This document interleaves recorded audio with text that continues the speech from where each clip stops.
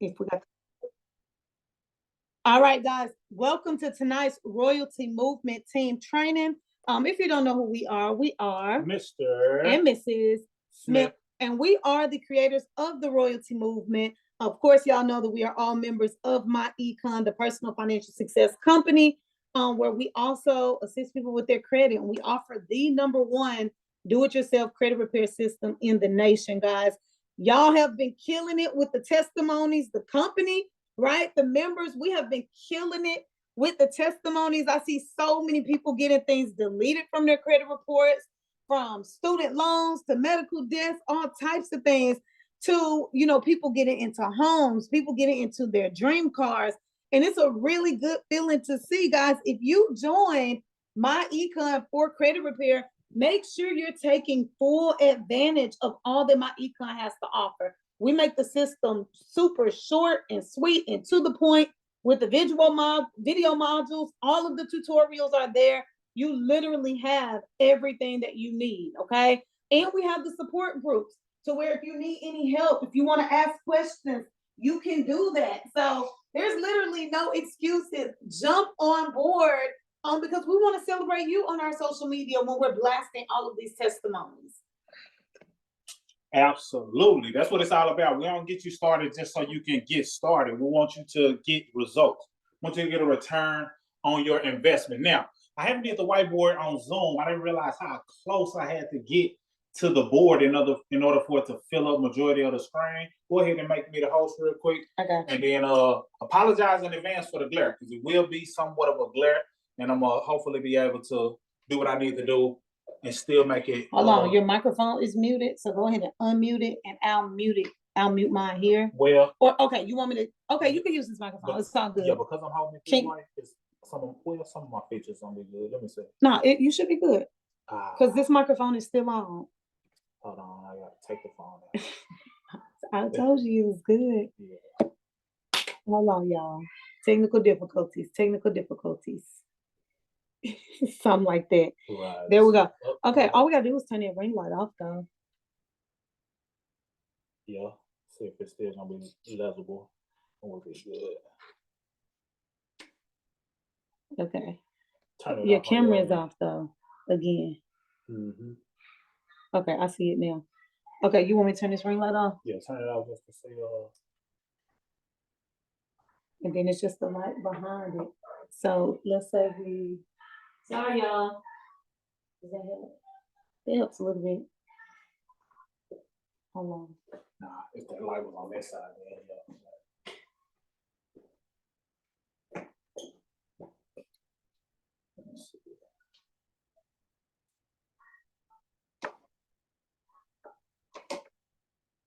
Nah, we'll just take the glare. Hold on, try to do it again. Okay. Nah, I'm gonna just take the glare.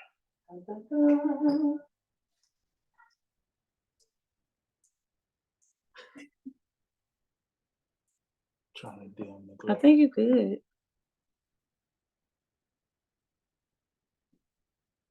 Yeah, it'll work. If it's anything you can't see, just let me know.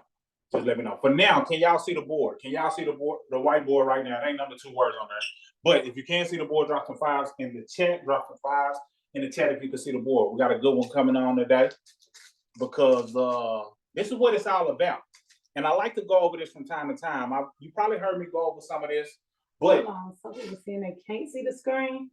Okay, hold on. Have you made me the yeah, I did. Host? Okay, so Lami said he see the screen. I can see the screen, but some people saying no. It needs to be set as primary.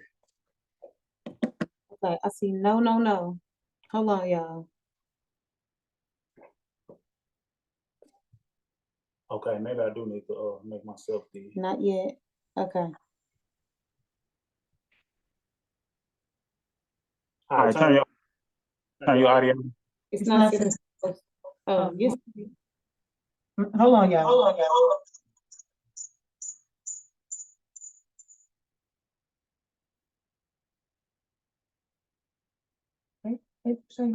Yeah, but I had to take over with the audio. Now, let me know if y'all can see the whiteboard. Okay. So when I took over with the audio, yeah. Okay, cool. All right, perfect. So I saw at least one person say they're good. Yes. All right, perfect. All right, so let's dive straight in. Appreciate y'all for hopping on, investing in yourself, because this is what this is all about, investing time into yourself. And like the title said, exactly what you need to know in order to get an 800 plus score. This is very important because a lot of times people want to better their credit, but they don't know what they need to focus on. So what happens is they come into the game of credit restoration automatically wanting to do whatever they've been hearing most people talk about. So if they hear a lot of people talking about deletions, they think that's exactly what they need to do. If they hear a lot of people talking about you need to open up 6 or 7 accounts and apply for all these credit cards, they think that's what they need to do. But all advice is not good advice, and all advice is not applicable to you. So once you truly understand this, and repetition is part of learning, once you truly understand this, this puts you in a position to be able to look at your own credit profile and determine what you need. Not what somebody else told you needed, because they ain't looking at your credit profile. They don't know. It's all about understanding what you need to do to better your score. Once you know what you need to do to better your score, the game changes. You know what advice is applicable to you. You know exactly what you need to do. You know how to use our system, our DIY credit program, to assist you. And even if you hire some assistants, you know what they need to be focused on because you understand what I'm about to go into. So for starters, let's talk about the numbers. Based on the FICO scoring model, and it's different models, some go up to 900, but the typical FICO scoring model, the score ranges from 300 to 850. So we're talking about how you can get 800 plus credit. Matter of fact, let me go ahead and put that as a title. Then we'll get into the numbers. Exactly, and disregard any of the Scrabble that I do. If I misspell a word, put it in. Use your imagination. Exactly what to do for 800 plus credit. Well, that's how we rock it. But it's all about understanding the score that's available. So with the FICO scoring model ranges from 300 to 850. 850 being the high score that you can get. So that means that nobody is starting from zero. So if the lowest score you can have is 300, the highest score you can have is 850, how many points are we after in order to get as many points as possible? What's the difference between 850? Type it in the chat. If you're following along, type it in the chat. What's the difference between that 300 and 850? And I'm gonna let you know why this is important. Gerard said 550. King Gerard in the building? Yep. What up, King? You on the money. So the difference between these two is 550 points. So you're not trying to strive to get a whole 850. You just need to understand how to get as many of the 550 points as possible. And once you understand how to get as many of those points as possible, now you know how to tap into 800 plus credit or 750 plus, whatever your goal is. But, you know, why not tap into 800? So 550 points is broken down into 5 different categories. We like to call these the 5 factors of credit. 5 factors. When you boil it all down, it's 5 main factors of credit. And this is according to myfico.com. See, all of the information that we give is directly from the horse's mouth, as they call it, directly from the source, directly from the scoring model that most lenders use, because most lenders are using FICO. It's okay to use Vantage, but Vantage is just to be used as a guide, not as a guaranteed score. And sometimes your Vantage score may be lower than your FICO score, which is good. There's no problem with that, because you might think your score is 680, but you go and see your FICO score and you realize your FICO score is actually 720. And that's okay, because the FICO score is the scoring model that most lenders are going to use. So you got to know that the FICO scoring model is superior, but just use Vantage as a guide. So make sure you know that. So if you're using a Vantage score, and I use Vantage scores for clients, and we have links that point you in the direction of using the Vantage score, and the Vantage score is less expensive, so it's okay for you to use, but just know that you're using it for the data and to use it as a guide. So let's break down these 5 factors. The first factor, factor number 1, is what we call pH. Who knows what that stands for? Who knows what pH stands for? Second factor is known as CU. Who knows what that stands for? And we'll break this all down. Third factor is known as CH. Fourth factor is known as, we'll call this CM. And then the fifth factor is known as NC. Who knows what these 5 factors are? Okay. I would love it if it was some new people. But the first factor being pH. What does that stand for? And no, this ain't pH balance. This ain't that. Payment history. So we got unanimous. Exactly. Factor number 1 is payment history. We'll get into the other one, but for now, let's tackle payment history. Payment history is responsible for a strong percentage of the 550 points. Who want to take a guess and let me know what you think payment history is worth? How much of a percentage? If you know the points, that's bonus. You get bonus points if you know how many points that is. But what percentage is payment history? And don't go looking and Googling it and then coming back here in the chats and acting like you already knew it so you can look smart in the chats. We need to know off the dome, top of mind, what percentage is payment history worth? What percentage is payment history worth? Different numbers, huh? 35, 50%, 35, 35. Now, some people will tell you all you need to focus on is payment history. That's a whole nother video that I'm gonna do. Because they tell you all you gotta do is pay your bills on time. For the person who said 100%, you might have been taught just pay your bills on time and that'll cover everything else. Well, not necessarily. Not necessarily, depending on your situation. But if your answer was 35%, then you are correct. 35% is what payment history is worth. So 35% of 550 points is equivalent to 192.5 points. So that's the max amount of points that you can get from payment history. The max, 192.5 points.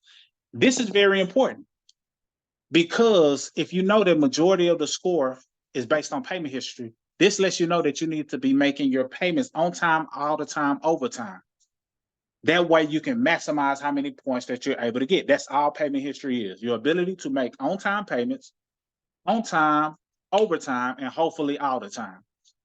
Simply put, that's payment history. Now, it's certain things that cause a person's payment history to be less than ideal or less than 100%, meaning they're not getting the full 192.5 points. And we'll get into that. We'll get into some of those solutions on the back end. We're going to cover the 5 factors, then I'm going to double back in and let you know how to solve this problem of payment history. But just know that if your payment history, and this is why it's important, because when you log into your credit monitoring system, this is what you got to know.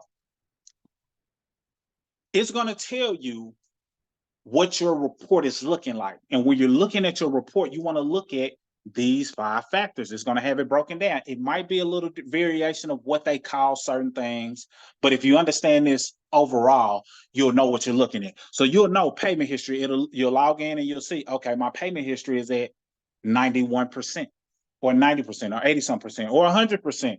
That's how you know whether or not you're getting majority of those points from payment history. If it's anything less than 100%, then you got to focus on some solutions to see if you can get it up to 100% so you can max out 192.5 points.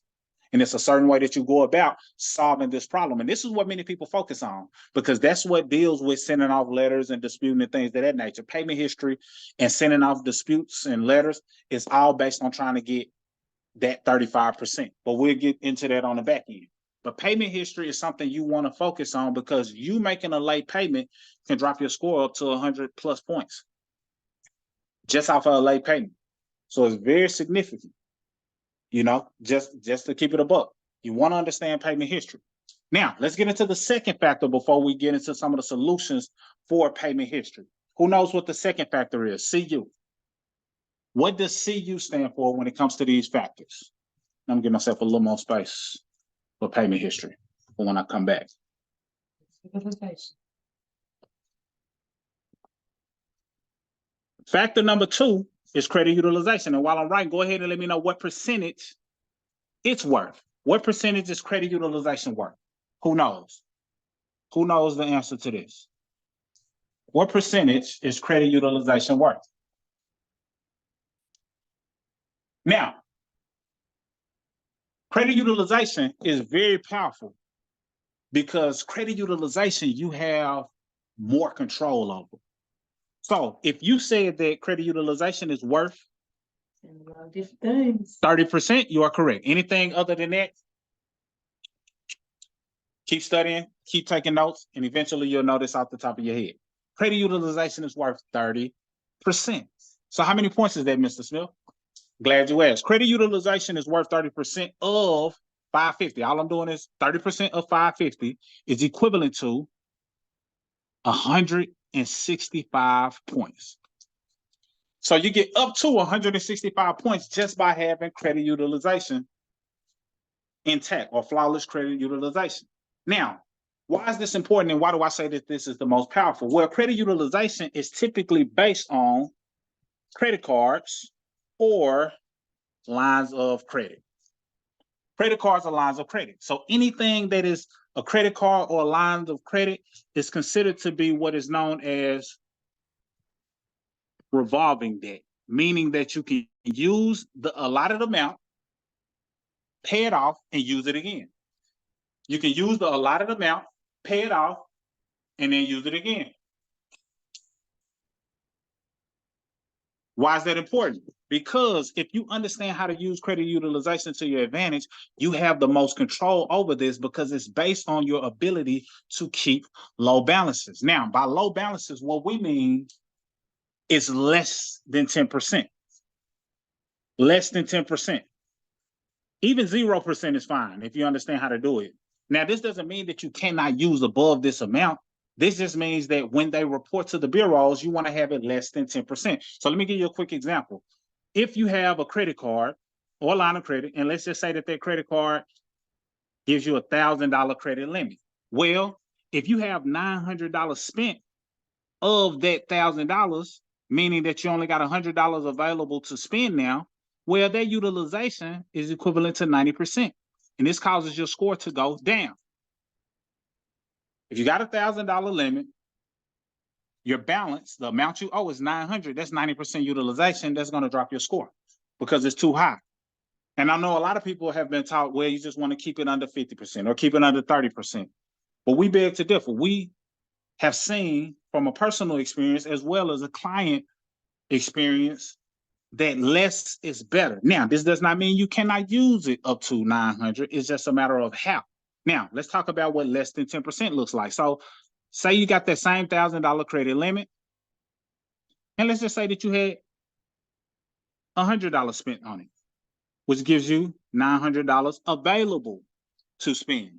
Well, that $100 is 10% utilization. So this can position your score to go up because they're looking at you like, okay, this person is low risk. She's low risk. She's not relying or dependent on the credit card. We can trust her with more money. We can trust her with this amount. And in fact, when you keep a track record of a low balance, a lot of times they'll increase your credit limit without you even asking for it. So now your $1,000 limit just went to $2,000, $4,000, $8,000. And we learned this from experience, using our card, paying it off in full, using it, paying it off in full. Next thing we know, they doubling our credit limit just because they love the way that we were paying off that balance. Very important. Now, this is what you need to know because this is the kicker. Because a lot of people ask, so how do I stay under 10%? I got $1,000 I can spend, but how do I stay under 10%? It's not a matter of just staying under 10%. It's a matter of knowing when you should be under 10% or even have 0%. And that when is based on the date that they report. Date they report to who? The bureaus. I'm going to just call them the CRAs, credit reporting agencies. Sometimes this could be the statement date, but what I highly recommend you to do for your homework is to contact, if you have a credit card or a line of credit, contact your lender or creditor and say, hey, what day of the month do you all report to the bureaus? And they should give you a date. They might say, oh, the statement date is this, but if you can get a specific answer, what day of each month do you all report to the bureaus? I'm trying to get a better control of, when I make my payments. I just want to, know what day you report to the bureaus. Whatever you got to say to get that answer out of them. And they should give you a day that they report, or at least a date range. And then, so say, for example, you call them and they say, you know what, we report on the 15th of every month. Just throwing out an example. And each card may be different. So you want to contact each creditor and see what their day is. But say they report on the 15th. You need to set a goal to pay that credit card down as low as possible, preferably getting to a point to where, even if you're maxed out on your credit card now, get to a point to where you can every month have your balance less than 10% or 0%. Because say they report on the 15th and you have it paid off by the 13th. So now it's paid off or paid below 10% by the 13th. What happens is they report a lower balance. It doesn't matter if you've used up 90% throughout the month. If you had it paid off below 10% by the time that they report to the bureaus, they're going to report less than 10% utilization or 0%, whatever your balance is. That's going to do two things. Number one, it's going to show that you're not needing of the card, so you can see a nice credit boost off of this alone. Quick story. I had clients, I just used one in particular, their credit card was, pretty high in terms of the balance and the limit. And I gave them that guidance and said, hey, if you don't remember anything else, make sure you get that credit utilization down before they report to the bureaus, preferably less than this number. I think their credit utilization or their limit might have been $5,000. So preferably under $500 before they report to the bureaus. They followed those instructions. On the same token, we were able to get something deleted. Their score increased over 200 points within 30 days. So when I say credit utilization is powerful, it's one of my favorite ones because you have the most control. You didn't have to ask the bureaus to do anything in particular. You didn't have to send off a letter for this. You just practice good habits and paid your balance down as low as possible. So that way, when they did report, they had no choice but to report a low balance. So this helps your score go up. The second thing that it does, and this is very important, it saves money on interest. I was talking to somebody earlier today. They had a question. They was like, asking pertaining to the credit cards, how can they get their interest rates lower on their credit cards? And I have to tell them, really, it's not about the interest rate on the card as much as it is the way in which you go about paying off the card. Yes, you want to have a low interest rate. If you can get a 0% interest rate, and usually that's an entry level interest rate and it lasts for a certain amount of time, great. If you can get a low interest rate because your credit allows you to qualify for that, great. However, if you keep a low balance, then it doesn't matter what the interest rate is. So if your interest rate is 20%, just throwing a number out there, say your interest rate is 20% or more. If you got a zero balance because you practiced what I just said, you paid it off before the day they report to the bureaus, then what's 20% of zero? Nothing. So now you saved a ton of money by having a low balance. And even if you had a 10% balance, well, 20% of whatever your balance is, if it was $100, now it was a $20 charge opposed to 100 plus, 200 plus off a higher balance. Very important. So understanding how to go about paying your cards not only helps your score, it saves you money on interest. That's a big deal, and it gets you up to 165 points. And a lot of times that can happen fast. Sometimes people see a credit boost in 2 weeks, 3 weeks off of what they were able to do because this is the area that you had the most control of. Credit utilization is very key. So start thinking of any questions that you have about this, just in case it's something that isn't making sense, because this is going to be key. And now you're able to take a look at your profile and say, you know what? Oh, my issue isn't payment history, is this. So now you have to work on ways to get your credit utilization down. And I'll get into some solutions on the back end as I go through all of them. But just knowing what your profile needs puts you in a position of exactly what to do for 800 plus credit, which is why you're here. Number 3. What's the third factor? CH. And a lot of times this can be, they might call it CH or CA. Drop it in the chat. Who knows what CH is? I'll give you the first word. Okay, I see Michelle saying credit history. All right, we're going to roll with it. Credit history is correct. Sometimes it might be referred to as credit age. Credit age. Credit history is pretty much the extent to which time frame wise you've been utilizing your credit. Now, this is how credit age is calculated, because a lot of times people miss this, and I missed this for a very long time because I used to just say, hey, the longer the history, the better, which is great, which is true. But I also used to say that if your credit had a date of birth, how old would it be? So if you start using your credit 10 years ago, then your credit history or credit age is 10 years. That's not true. That's not true. This is how credit age is calculated. So let's just say, for example, you had a credit account that was open. It might have been a student loan, car loan, whatever. And let's just say that that account was open 10 years ago. Say it was open 10 years ago. And then let's just say 2 years after that, which would be 8 years ago, you opened up another account. And let's say a few years later, 5 years later, you opened up an account, which was 3 years ago. And then let's say you opened up two accounts in that same year, another 3 years. And let's just wrap it up and say, you know what, you opened up another account 1 year ago.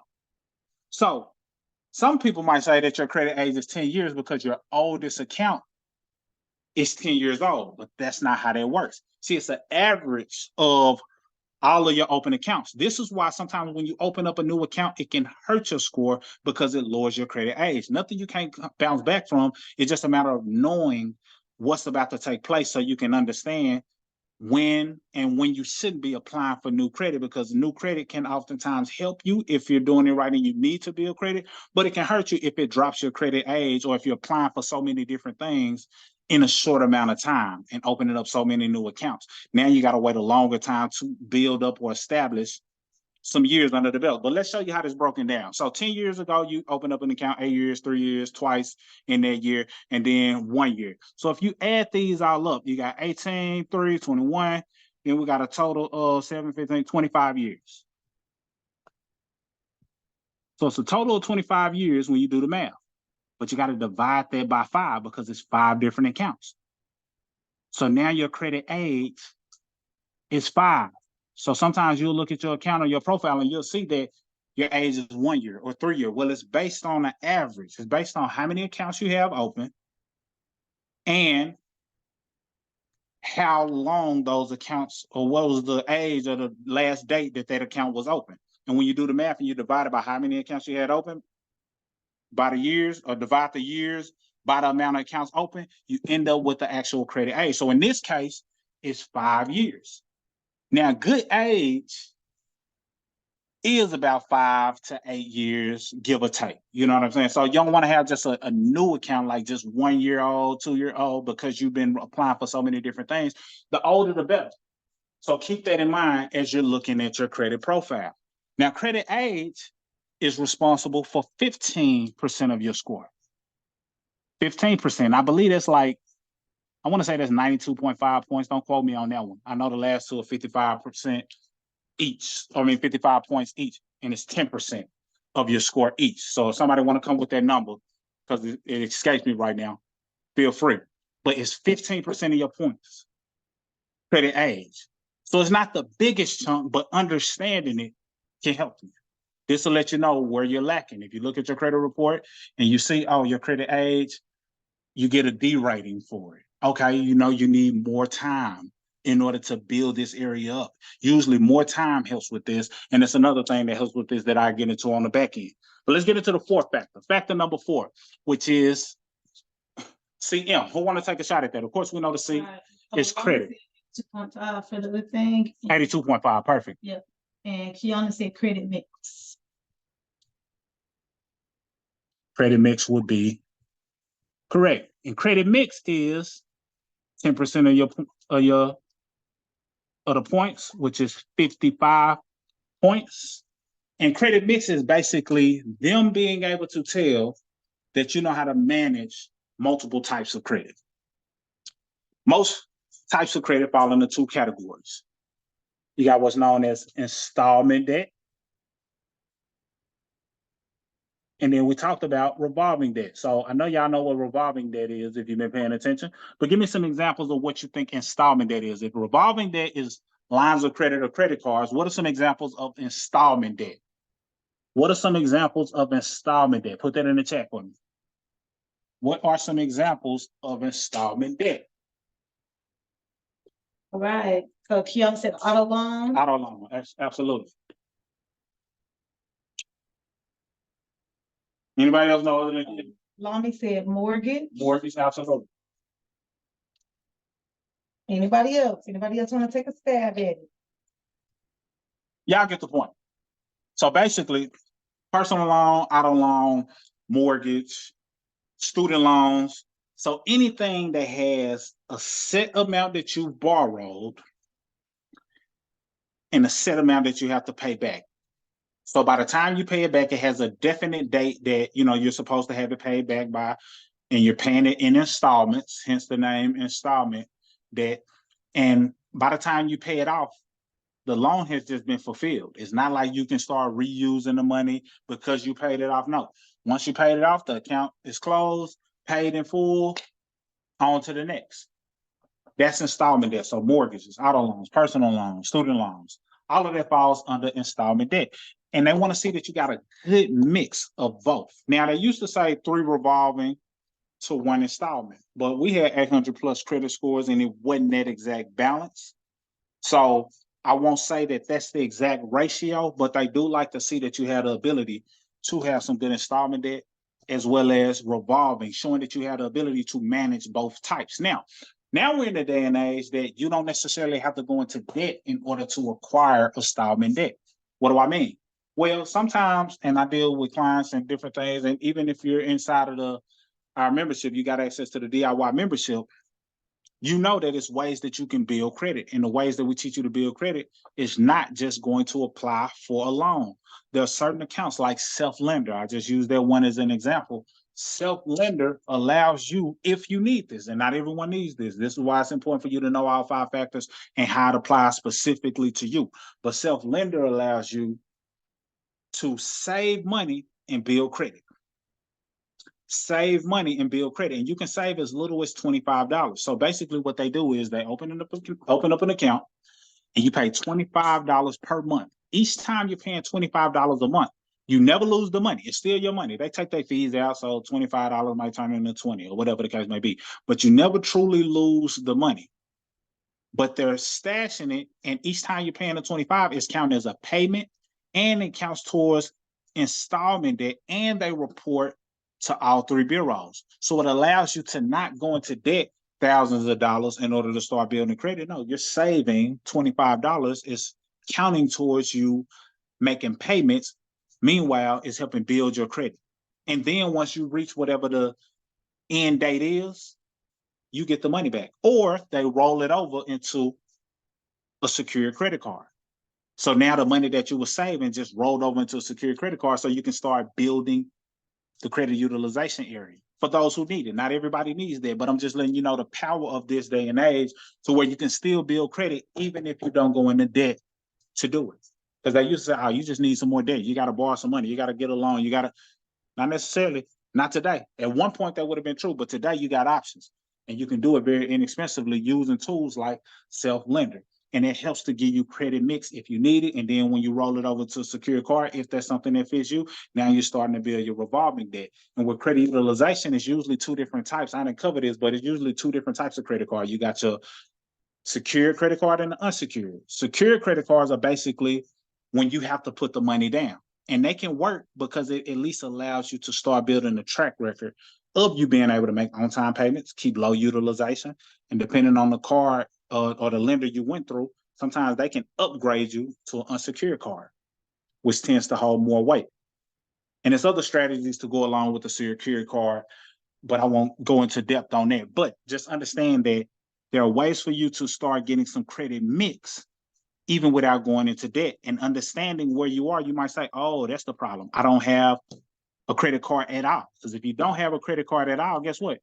You're leaving 165 points on the table per bureau. So you're not getting any of these points because you don't have a credit card. So you want to get yourself in a position to where you can start tapping into this credit utilization. Otherwise, your score can never get to 800 plus if you don't have a credit card or some type of revolving line of credit. So that's very important to know where you are so you can know what you're missing. Or you may say, you know what, all I got is credit cards. I don't have any installment. Let me get a little balance. And maybe you do need to open up the self-lender account so you can have a little mixture and enhance your score. But this credit card has the ability to tap into all of them, but you still need some level of mixture so that you can get a diversified credit profile and they can see that you can manage more than one type and that helps to boost your score up to 55 points per bureau. Last but not least of the factors is NC. NC. Who wants to take a stab at what NC is? We know what the C represents. What does NC stand for?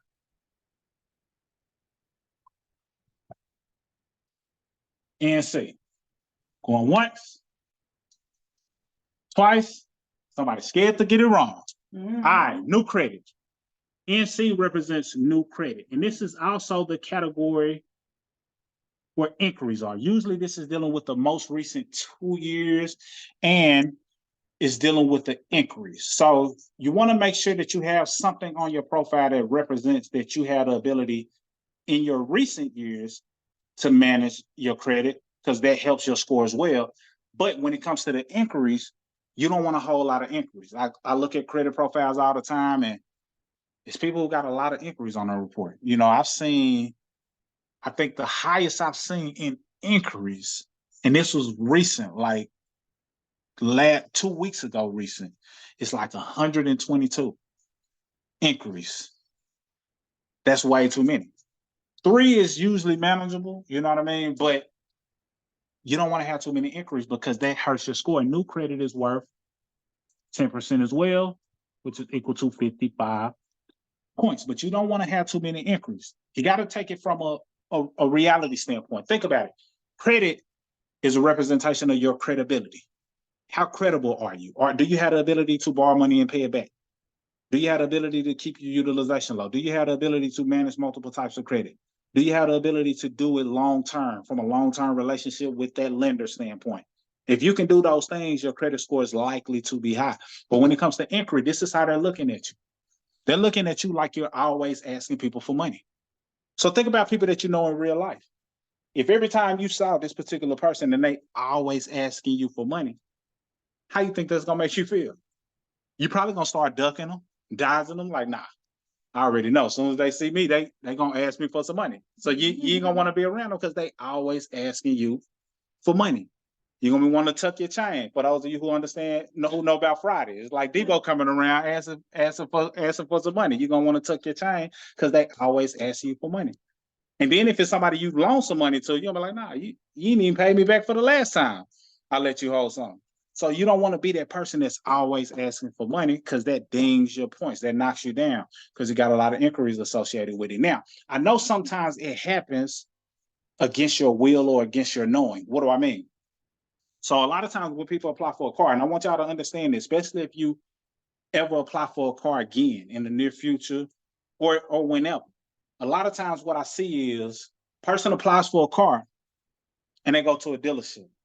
And that dealership is just trying to see who's going to give them the biggest commission, seeing who can approve it. So they run your credit through 10 different people, through 10 different lenders, trying to see who's going to approve you. They get a kickback by, them approving whoever it is. I mean, whoever they get it approved through, they get some type of kickback. But at the same time, it hurts your score. And I know they tell you, well, it's not going to hurt. It's going to be a soft pull. It's all on the same day. But if you look at your credit profile, you're going to see 10 plus inquiries, sometimes even more. Sometimes it might be 5 plus, but still one too many. You don't want to go through a dealership when there are better ways to do it. So what I personally suggest, if it was me, to go directly through a bank. Directly through a bank. For a couple of reasons, or a credit union, because a lot of times the credit unions, they don't play when it comes to them trying to sell a car over the blue book value. So a credit union is key as well. But going through a bank does a couple of things, especially if it's a bank you already got a relationship with.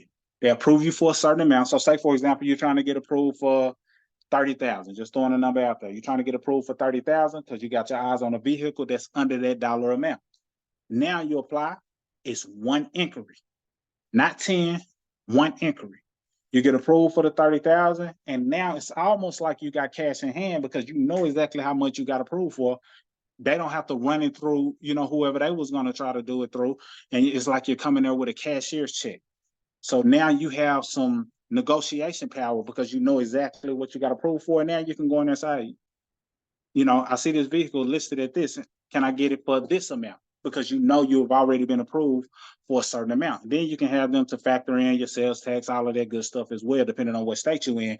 But you going directly through a bank positions you to only get one inquiry versus 10. So that's very important. That way you don't have too many inquiries. And of course, when you're going through the credit restoration process, you don't want to be applying for a lot of stuff, because there's nothing worse than making progress but getting set back because you're applying for anything, trying to get discounts in department stores and all of that, which I see that all the time. So I'm speaking from observation.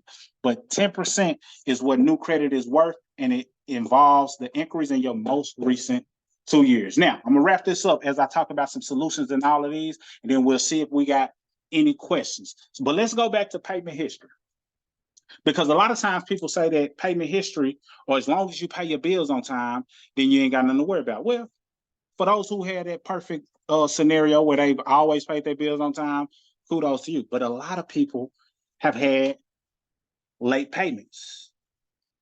And then late payments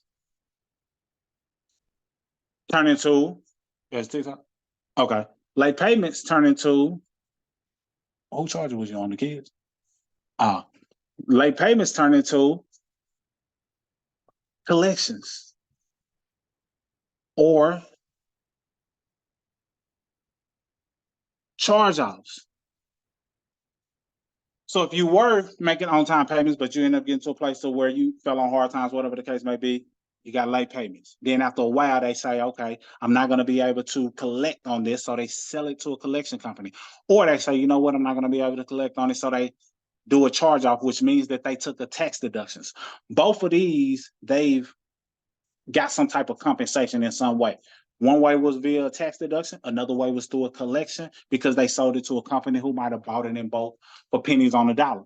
So once you know this, now you know the power and the importance of the letters, because that's where the letters come in at. When you have the letters, and you all got access to the back office, so you know the letters that we have. But when you have the letters are basically to clean up errors or negative or mistakes that you made in the past pertaining to payment history. And when you see collections or charge-offs, you want to set a goal to use the letters to get these things removed, not just trying to pay them off. Paying them off is the last case scenario, in my opinion, because if you're going to pay them off, you want to use another letter, which is known as the pay for delete letter. That basically gets the creditor to put something in writing that says, you know what, I'm willing to delete this if you pay this agreed upon amount. So if you had $1,000 amount that you owe, you can negotiate and say, hey, I paid $300 if you delete it off my credit report, because that's probably still going to put them in profit. They probably paid less than that in order to get the debt, so they may be willing to do that. But you want to get something in writing before you do that. However, I recommend going through our normal flow of letters. Letter number 1, the verification letter. I'm going to call that VL. Letter number 2, method of verification, and so on. So go through the letters that are in the back office, listed as letters 1 through 5, and you'll see the verification letter, method of verification letter. If you're sending them in order, in most cases, this order applies, and now you're able to go through all the way to where you're doing the statute of limits. The intent to litigate letter. So go through the normal flow on a month-by-month basis, and this can help you clean up your payment history. Now, if you just have a late payment, one of the letters that's effective in that, and I know it's getting all over the place, one of the letters that's effective when it comes to late payments is the goodwill letter. I know some people say this doesn't work, some people say it's trash, but I've used this for a client and got some results. Now, this is what you want to do. You can look on your credit report and see the address of the entity that's reporting the late payment, especially if the account is already open, because it's not always about getting things deleted, and this is important. So if you're listening, listen closer. Sometimes people go in and they start mailing off letters and they just want to delete or dispute anything that's negative. No, if the account is open and you've had the account for a certain amount of years, it's not just about getting that thing deleted. Sometimes you want to get it updated to positive. So prime example, say you had a car and you've had that car note for 4 years, but you got some late payments on it, so it's dinging your credit. Well, if you got some late payments, you might have had 2, 3 late payments, but you got 3 years worth of on-time payments. Why would you delete that whole account? It doesn't make sense to delete the whole account if you got 3 years worth of good payments, but you only got 3 late payments. So in that case, you want to use a goodwill letter, and you send it directly to them, the address that you see on the credit report, or you might want to contact them and say, hey, who's over the department of, reporting the late payments? And a lot of times they can give you a department that you can mail it to directly. You might even put it attention to that particular finance department or whatever, and put it attention to that individual if they give you a little insight of exactly where to send it. So now when it gets in the right hands, and basically the goodwill is just basically saying, hey, have some grace on me. I had a situation that took place, led me to sending off some late payments. Have a little grace. Can you please remove the late payment? And, my goal is to do better going forward. That's pretty much what the good letter or the goodwill letter is saying. But what it does is keep the account as a whole from being deleted, but just removing the late payments and updating that whole account to positive. In many cases, I've seen this take a client's report who might have had 96% good payment history, take them to 100%. And now that helps boost their score tremendously because it didn't get deleted. Instead, it got updated to positive. Very important. So when you're going through your credit profile, make sure you're not just aiming to delete anything that's negative. No, if it's open and it has some good payments associated with it, try to get it updated to positive using the goodwill letter. Now, as it relates to solutions for utilization, and many people don't have a solution for this because most people think it's just about getting things deleted. Well, we already discussed it's a big percentage, but that's only 35% of your score. That's up to 192.5 points. Very important. However, if you only focus on this, then you do yourself a disservice because it's still 65% down here that we need to work with. So for most people, when it comes to credit utilization, most people, in order to solve this problem, it's another C-letter word that they need. And that's cash flow. Well, if you're in MyEcon, you got some opportunities for some cash flow. Number one, if you work a job, that W-4 can get you more cash flow. Some people on average $200 to $800, some over $1,000. But more cash flow can help you pay down your credit cards or your lines of credit that gets that balance down, which helps your score go up once you get towards getting the balance under 10% or even zero. So the W-4 can help you with that. You understanding tax savings by turning this into a business can get you more cash flow. And then, of course, the income that comes from being in MyEcon can get you more cash flow. So now you get more weekly checks, you're getting residual income. All of that cash flow contributes to that. And then, of course, investing your money, savings in other areas, like when you're paying down your debt and saving money on interest, all of that brings in more cash flow. And it's the additional cash flow that can help you pay this down soon. Of course, budgeting, things like that you can do, but more cash flow is usually the solution for this. And most credit repair companies don't have a solution for this. They can't tell their client or tell people how to go about getting and creating more cash flow based on their personal lifestyle, things they're already doing, or money they may be overpaying in another area, such as in taxes if they work a job. Very important. So that's it in a nutshell in terms of understanding all 5 of these factors, because all of these will take care of itself. If you understand how to do the payment history and the credit utilization and not applying for a whole lot of things, as I discussed, these last 3 will take care of themselves. But it's a matter of you looking at your report and knowing which areas should you be focusing on, or areas, because sometimes you might need to send off some letters and you need to get your credit utilization down. So these might be your main 2 areas of focus. But the main thing I don't want you to do is think that you need new credit, when in all actuality, you got enough stuff. You just need to get your credit cards down, send off the right letters, get some things cleaned up, and this will take your credit to the 750, 800 plus. So it's not always about getting new credit or applying for new items. Sometimes it's about focusing on what exactly you need in order to take your credit to the next level. So right now we'll open up for questions. And what time is it? I know how did I do on time? You did good. Okay. So we're gonna open up for questions. What time? 8:55. Oh man, right on time. Right. We're gonna open up for questions. You might be able to unmute. All right, I see Kiana's hands up. Okay, see if she has the ability to unmute. Kiana, see if you can unmute for me. I don't think I'd stop people from unmuting on my end. I've got the control.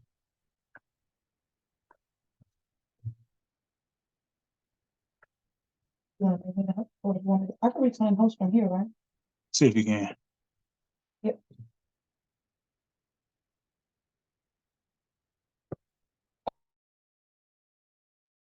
Okay, here I am. Can you hear me?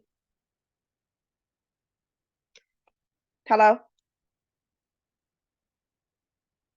Yeah, I can hear you. Okay. So I had a question. So I sent off letters to do the personal information dispute. I received a letter back from Experian. Experian updated my old employers, but they didn't remove the addresses and the names. Should I just call them?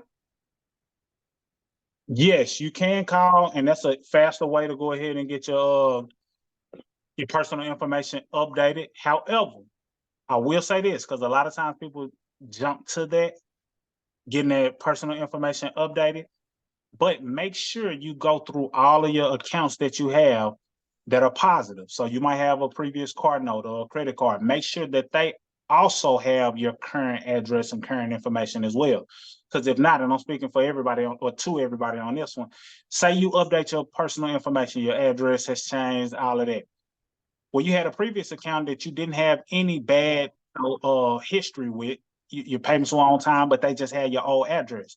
Well, if you update your address with the bureaus, but you didn't update it with the accounts that you had positivity with, then it may offset that information because now they don't have anything to connect it to. So just make sure that you update it with all of your positive accounts as well, so that way it doesn't mess up any of the good that you've already done. Does that make sense? Yeah, that's why I sent it to her. You want to put her credit, her debit card in? I'm sorry. Let me make sure. I think that's it. Okay. Kiana, does that answer make sense? Yes, thank you. Perfect. Okay. All right, I see another hand. Akia. Talk to me. Hey, so what happens? Because I'm still in my first disputes. But what happens if something else appears after you do the secondary freeze? Is there a way to, because you can't, how can I put it? How can you obtain that new information to see inaccuracies or discrepancy, issues, if you can't pull it anymore, your report? Well, when you freeze in the secondary bureaus, it's not going to affect the main three bureaus, which is who you're disputing. You're sending letters to Experian, TransUnion, Equifax. Freezing those secondary bureaus, how it's taught in the back office, won't affect them. So you ain't gonna have nothing to worry about. Does that make sense?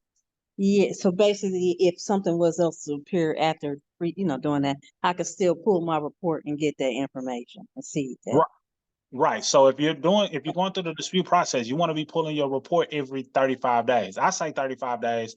It'll let you pull it every 30 days, but I usually do 35 days. But you want to be pulling your report every month to see what changes have been made. So if you sent off your first round of letters last month, 30 days from that, you need to be pulling up your report to see what changes have taken place. And it'll let you know if you're, pulling it on time. It'll say, hey, you have 3 days before you can pull, or you can refresh your report on the 5th or whatever the date is. It'll show that. But you want to be refreshing your report every single month so you can see if your letters were effective. So if you send out your letters and you know what items you disputed, next month you need to see if those items are still there. If so, then they'll be included on your second letter. If not, then you just only focus on the ones that are still there, if any. Does that make sense? It makes sense. Thank you now. Yeah, I'm done. Perfect. So you have already sent at least your first letter? Yes. It was the verification letter that you sent out? Correct. How long ago? Probably like 3 weeks.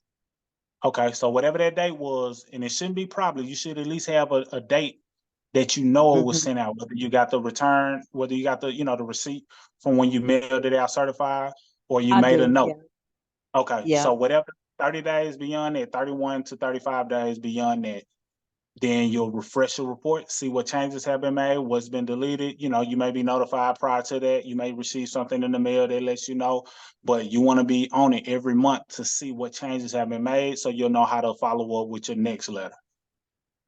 Got it. Thank you for that. Not a problem. Great question. Anybody else? I see Angela Sims has her hand raised. Talk to me, Angela Sims. You can unmute. I had a question. I had 2 people that I'm enrolled they said they had a problem with downloading the credit reports with the step one. So what's the another route they can go? Okay, they were doing it inside of the back office. We'll put a link. I'm gonna put a link in the chat that you can copy and you can send it to them. It'll let them pull Okay. their report. It'll let them pull their report, all 3 bureaus for $1. That's a trial, and then it's like $19 per month. But it pulls the Vantage scores, but it has a lot of good details. And of course, these scores are good to use as a guide, but this is a great option to use. So I'm gonna put it in the chat. Okay. Bit/credit hero score. All lowercase. So you should see it. We're putting it in the chat right now. You can copy it and send it to your 2 people. Anybody else too. If you need to pull all 3 of your bureaus, it allows you to pull it for $1. And then it's just $19. So it's lower than most people in the industry to see all of your report, all of your information, all your data, and you can use that to go through your disputes if you don't already have something. It's in the chat now, Angela. If you check it out, you should see it. Okay, thank you. No problem. Any other Okay, I do questions? see a question in the chat, Unique. She said, would you suggest applying for new credit once she's completely done with negative items? It depends on what else is on your profile. So you got to look at your profile and it should let you know the age of your credit, how your age is looking. If your age is at a place to where you haven't applied for anything in a long time, like in the past 2 years, then it may be okay to open a new account because you just need some new action going on. If you don't have anything positive reporting, because sometimes people may have nothing but negative on their report, but they need some positivity reporting on there as well. So prime example, I had a client that they had nothing but collections and charge-offs. So it was nothing good contributing. I think their score was like 400 and something maybe. So at the same time, I sent the letters out, but I knew, okay, they need some positive reporting. So I didn't wait until we sent the letters out. I went ahead and gave them that guidance day one. Say, hey, you need to open up this account, go ahead and get some positivity reporting. So that following month, when I refreshed, we were able to get a collection deleted based on the letters I sent. They were coachable. They followed the instructions to open up the account that I suggested. Their score went up over 100 points within that 30-day window. So if you don't have anything positive, then it is a good idea to open up a new account, and you don't have to wait. You can do that now, because that way you're working from both ends. That's the key. That's the key to understanding all 5 factors. If you know it's multiple areas where you're lacking, then the letters address the payment history. But in the meantime, while we're waiting 30 days for the letters, what else can we be doing to build good credit? So for a person who has nothing but negatives, then you need to be focused on building some new credit, getting a new account, not having to go into debt, but using the self-lender account. I got a link that, I can send you for that. It's also in the MyEcon back office.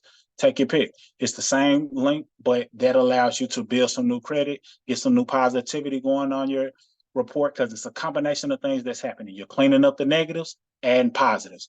And adding positives doesn't always mean opening up a new account. Sometimes adding positives is just making consistent on-time payments or getting utilization down. But if you're doing a combination of good positivity on your report and releasing the negatives, then you have no choice but for your score to go up. So without me seeing your report, Queen, hopefully that answers your question. If you have nothing but negatives, it might be a good idea to get a new account. Or if you haven't opened up anything in a while, it may be a good idea to get some new history reporting as well. But without me seeing your report, I can't give you a guaranteed direct answer. Does that help? Hopefully whoever that was in the chat who asked that question, let us know in the chat if that helped. She said they helped because I saw the open Scott and the Discover in the back office, no new accounts. She said it helps very much. Okay, so the open Sky and Discover, those are credit cards. So if you do not have credit cards, then that could be a good aim to take. If you do not have any credit card, and depending on where your score is, you might want to take the secure route first so you don't apply and get denied, because not everybody is ready to apply and get approved based on what might be on your profile. So that's another thing you might want to, I usually want people to be at 600 if they're going to apply for a credit card for the first time. That way they're likely to get approved. So the inquiry is least, it counts for something. Like you apply and you got approved, then you're able to use that to build it up. If not, then you can do a secure card. Capital One has a good one. And the thing about Capital One is when you do a secure card with them and you use the credit card like we instructed in this section, what happens is they also have the ability, because their pockets are deep, they can upgrade you to an unsecured card once they see that you have the ability to manage that credit card. So just an option. Any other questions? I don't see any other hands. Raise your hand, unmute if you have a question before we wrap this thing up. We're at the top of the hour. Okay, at 9:06. Perfect.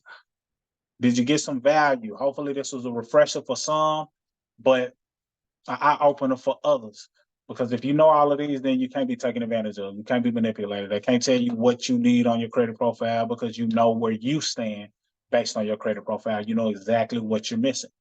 And sometimes, you know, you might see different things that give you an idea. Hey, should I do this or should I do that? Feel free, come ask us, put it in a group, whatever you got to do. But for the most part, if you understand all 5 of these factors, you're in position to dominate as it relates to your credit. Questions going once. You don't see any other in the chat? I see some. I ain't open none of these. I got it. I'm cut. Thank you both for this great information, Alicia. No problem. No problem. My pleasure. All right, perfect. So if y'all got some value, drop it in the chat in the credit group. Say, hey, y'all missed it. Y'all should have been on. We got a lot of nuggets. I know what I need to do, whatever you got to say, to let people know that it was action-packed and filled with value. These are the foundational pieces of what you need to know in terms of bettering your credit score. I promise you. This information, is the separating factor because it comes directly from FICO. We're not guessing and trying to get it from somebody else. It's coming directly from FICO. And those are the people that the lenders use. So if the lenders use them, then you want to be ahead of the lenders by understanding what they're referring to as good sound information. So this type of information comes directly from the FICO site. And now you got it yourself in a different form. Had to pull out the whiteboard. So if no other questions are out there, then we will wrap this up and y'all can have the rest of y'all night. I ain't got nothing for the builders other than you got anything you want me to hang on for the builders? Just one thing. Just one thing. Okay, for the builders. All right, I'm gonna close y'all out for you. So if you're not a builder, basically when we talk to the builders is people who say, you know what, I don't want to just be in this program. I also want to help others. I want to make money. I want to get a paycheck every week. I want to position myself to make this $39 a month tax deductible, 100% tax deductible. If you're a builder, you don't mind making money or helping others or getting tax deductions, then stick around. But for now, I'm gonna wrap it up with the mission statement. You see, we live in a world where we are conditioned for failure. And oftentimes we have been programmed or fooled into mediocrity. So people find themselves living like peasants instead of the royalty that they were meant to be. But you see here in the royalty movement, we see the king in you. We see the queen in you from start to finish. It's just time for you to take your seat on the throne, because this is where we uplift your character, your confidence, and your cash flow. As royalty, you should establish a solid financial foundation that'll soon lead to your abundance and thriving empire. Take your seat on the throne. You are royalty. Salute. Builder, stick around for a second. We're going to holler at you. Look, only thing I got for my builders on here, utilize the new scripts, y'all. I mean, I can't stress it enough. We drop those links everywhere. They're working, you know. I think I ended the week last week with about 10 signups. The week before that, about 10. This week, almost at 10. So, you know, you got to understand that we tested it out. We get a lot of leads every single day. And this is really trying to work my econ in very part-time. I mean, think about it. If I keep that up, just 10, which is very small still, right, in numbers, but that's what, extra $400 a week. Extra $400 a week times what, 4 weeks in a month? What we looking at there? Extra $1,600 a month. Who could use the extra $1,600 a month, right? A lot of people, right? Some people aren't even getting paid that on their 9 to 5, or, you know, they have to work 2 weeks to get that on their 9 to 5. So, you know, you got to understand the scripts work. If you're not using the template strategy that we talked about, guys, I don't know what else to say. You got to really want it, because now it's so easy. It's so simple. And like I said, we have kind of like the scripts down. We refresh them, refine them, and they work, obviously. So you guys, if you're serious about making money, utilize what we attached, right? We dropped it in all the groups. It's now updated on the royaltymovement.com. We gave that a fresh look. That's really all I got. Okay. That's really all I got. And your homework, if you haven't already, because I'm sure y'all haven't already, or some of you haven't already, go to the royaltymovement.com, click on the money making section, whatever it's titled as, earn money or whatever it is called, and check out the videos that the Queen recorded breaking down how to earn income, creating content. It's all there. So that way you can understand what we're talking about and you don't have to wonder what you're not doing because it's all broken down. You'll know, oh, okay. Just like I was talking about with the factors, you'll know, oh, this is what I'm not doing. I'm not doing my daily flow the right way. I'm not posting the meat flow. For those of you who don't know what that is, definitely go check out the royaltymovement.com. I'm not loading up my stories. I'm not creating content in this way. It positions you to know what you can be doing so you can be positioning yourself to get people reaching out to you as soon as today. So take advantage of that. Watch those trainings. It don't take that long. Take notes. But then more importantly, apply the information. The scripts are all there. And as we find out what's working, we put it in there. Regardless of what it is, whether it's a script, whether it's a post, if we see this working and resulting in results, we're not going to hold it from you. So make sure you dive into it. And as we continue to update, then hopefully you get some of those same results so you can start running up your net worth using MyEcon, the weekly payouts, as well as the residual income. It's paying out 100%. So if a person enrolls for $39.95, you get paid $40. So that's a little bit more than 100%. If you're running a $20 special because you chose to, then you get paid 100% as well for that. So take advantage of it, and it makes your business tax deductible. Why not consider running this as a business and making money from it if it makes your $39.95 100% tax deductible? Not a portion, 100% tax deductible. Plus things that you're already spending money on, like your phone bill, like the miles on your vehicle, like some of your travel if you're incorporating business. So that's just my mindset behind it. I always wanted to make the business as profitable as possible. And that's one of the ways to do it. You got anything else? Yeah, and I see a lot of brand new members on here, some new faces. So if you're wondering what we're talking about, guys, and you're brand new, reach out to me or reach out to your sponsor, whoever got you started, and we can go a little bit deeper into it. Because we want to let you guys go early tonight. But basically, you know that that MyEcon includes all of your financial strategies. You know that MyEcon includes a do-it-yourself credit repair system that has all of the dispute letters and literally everything that you need to level up. You can do so much with just the MyEcon system, from get a house to get a pay raise on your job, fix your credit, get out of debt, start investing. Oh, let me mute everybody out. You can literally do everything through this MyEcon system.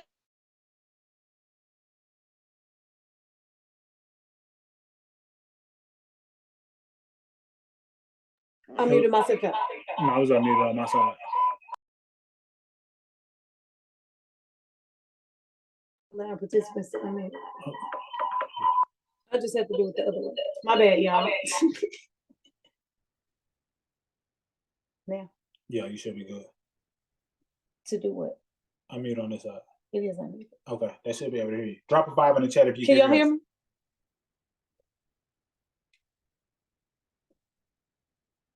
Okay, cool. But y'all, so we also have a referral side. We have a referral side where if you know other people who are trying to fix their credit, who's trying to bring in more money every single week and don't mind promoting digital services, you got to understand what we're promoting here. We're leading with the credit repair system.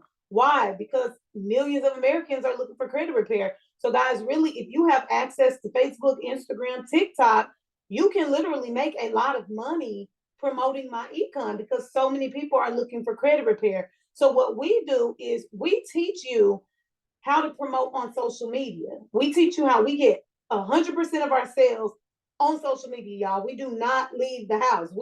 I can't tell you the last time I got a person in this business and I talked to them in person or even talk with them over the phone, right? I haven't done that in a long time. I literally recruit 100% of the people through social media, through Facebook. And we're going to teach you that exact same thing, how you can make catchy posts on your page, how you can make little short video content.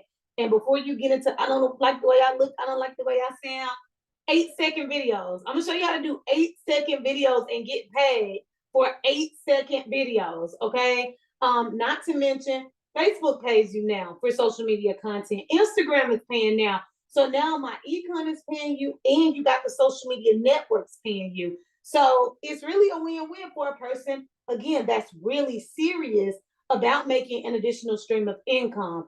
So if you're brand new, if I got you in, if my husband got you in, shoot me a DM in my personal inbox, one of our personal inboxes, and we're going to refer you to the royaltymovement.com. But let's open up that conversation after you finish all of those trainings. They're really short, they're sweet, they're to the point. We teach you how to set up everything on social media, how to record quick videos, how to do trendy stuff, how to duplicate, right? And again, how to get paid multiple ways. So we break that all down. That side is completely optional. So if you came in and you only wanted to fix your credit, well, only fix your credit, girl. Nobody is going to, force you or harass you to make some money. Like, girl, take this free paycheck. Nobody's going to do that, okay? If you don't want to make money, you don't want to make money. However, if you do want to make money and you just haven't had that conversation yet, then let's have that conversation, because I'm always excited to bring on new builders. Okay, $50 payouts. Yes. $40 payouts. So basically, when you get somebody to join, for my brand new people on here, when you get somebody to join for $39.95, you get 100%. Yes, you get the $39.95. So you're getting that $40 payout on that $40 enrollment. What other company do you know doing that? 100%. Nobody. Then when they renew their membership, you make residual income based on your rank. So we have different ranks in the company. I don't want to get too deep into it, but there are different ranks that you can hit with the company. And of course, the higher the rank, the higher the pay. Okay, so my thing is all on the royaltymovement.com as well. My thing is, if you're really serious about this, you want to make you some really good income, run for 100 people as soon as possible. Okay, keep in mind that 100 people aren't you talking to 100 people, even though if you could do that, cool. But most people, will say that they cannot. So it's not only 100 people that you talk to. You might talk to 30 people and get 30 people going. Every single one of them might refer, 3 to 5 people themselves. Bam, that's over 100 people. And you can get paid residual income, really good residual income for everybody that you refer. Okay, so we break that off. Anybody you refer or your team refers. So really good income potential, y'all. If you're looking to make anywhere from $1,000 to $1,000 a week, $1,000 a month, $10,000 a month, wherever you want, there's no salary cap. So you set your own hours. You can be as creative as you want to in your content. Some people do skits. Some people do educational videos. Some people do dance moves. It's whatever works for you, okay? Do it however you want to. And again, we get paid every single week. MyEcon is doing a really big March Madness promotion right now where they're giving away money, y'all, up to like $10,000, $20,000. They are giving away. Last weekend, there was a drawing, and each of those winners won $100. At the end of the month, there's going to be a really big drawing, and the number one person wins like 5,000, at least 3,000, 3,000, something like that. Second winner, 1,500. Third winner, like 500. Don't quote me on those numbers, but again, it's free money. So get in the drawing. They have been updating the leaderboard, the March Madness promo board on the MyEcon Facebook page like every few days. So get in the game, y'all. We have these new scripts. We know that these new scripts are working because, again, the numbers are numbering right now, y'all, and we're doing a good job. Let us know how the scripts are working for y'all. Shannon, I see you in the chat. Akia said the scripts are working. Definitely here. Shannon, let us know who got you started. And if you're interested in making money, let's have that conversation. You mentioned done for you as well. Look at Shay. Mama Rose, and yes, I am. Oh, perfect. Yeah, Mama Rose, she knows the ropes. She's doing her thing. She's killing it. She's a really good leader. So, yeah, follow her lead. I don't know if she added you to our new builders group, but if she did not, tell her to add you, okay? And we can help you with the content, and we need you to get through training as fast as possible on the royaltymovement.com. I'm excited for my new people to come in and make money because you're gonna see how easy this is. You just have to be consistent, but it really is easy. It's gotten very, very easy. All right, cool. Any questions? Y'all, now is the time before we wrap it up. Any questions about making money with MyEcon? Any questions about social media?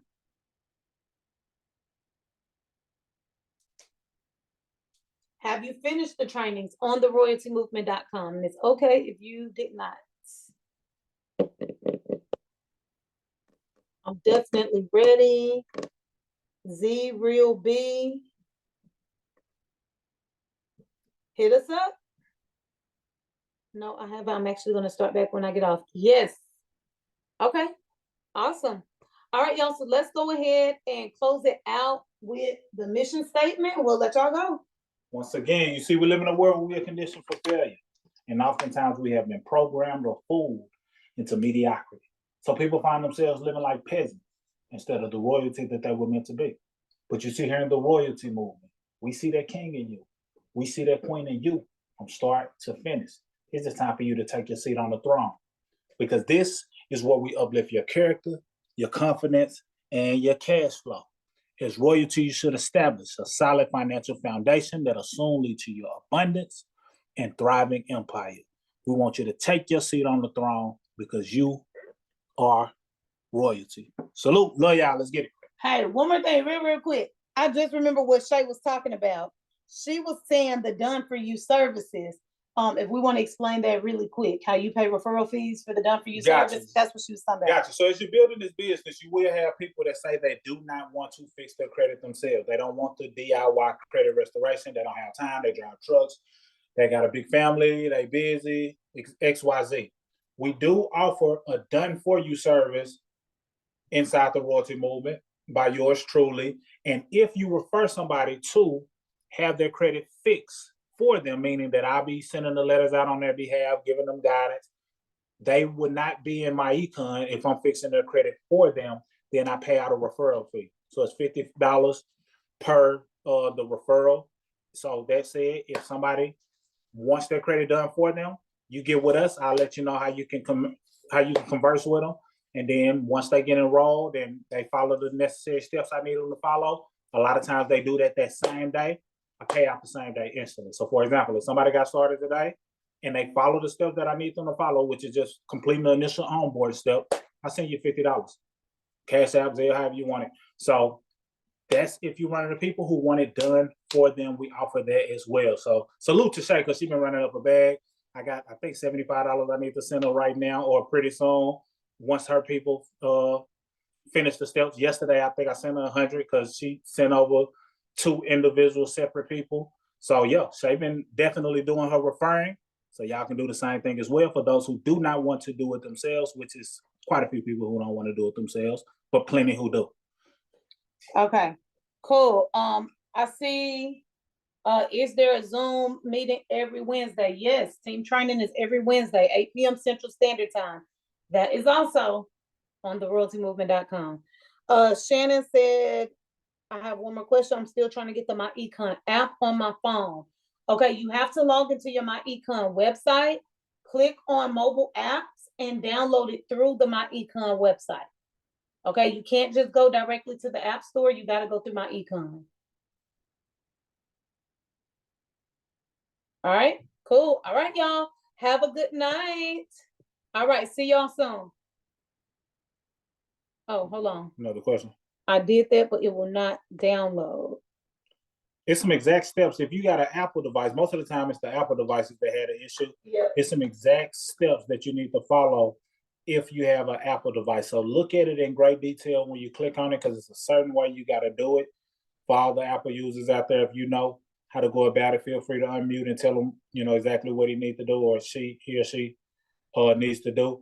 But Apple devices, it's a set way they got to go about doing it.